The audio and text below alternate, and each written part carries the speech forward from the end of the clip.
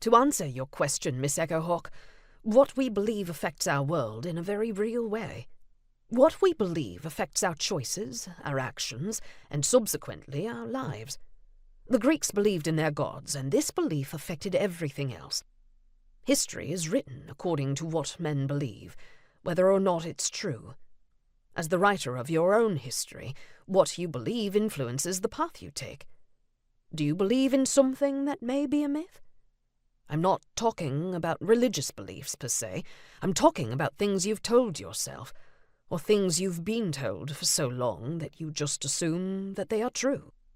Mr. Wilson turned and picked up a stack of papers. He started passing them out as he talked. I want you to think about this.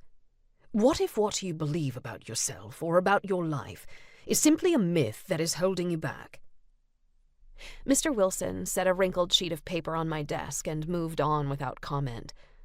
It was my personal history, the history I'd thrown toward the garbage can the first day of school. It had been pressed and smoothed, but it bore the signs of having been discarded.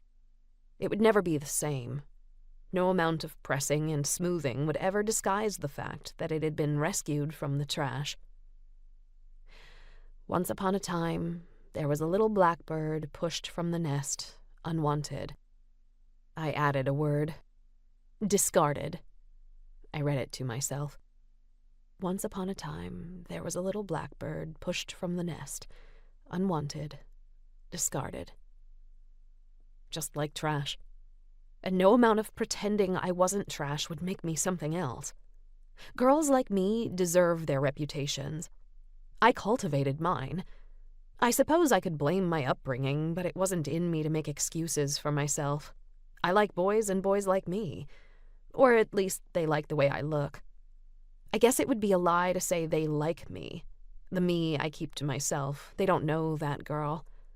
But that's part of the allure. I cultivated my look, too. I had sexy hair, and I always wore my jeans too tight and my shirts snug and my eye makeup thick.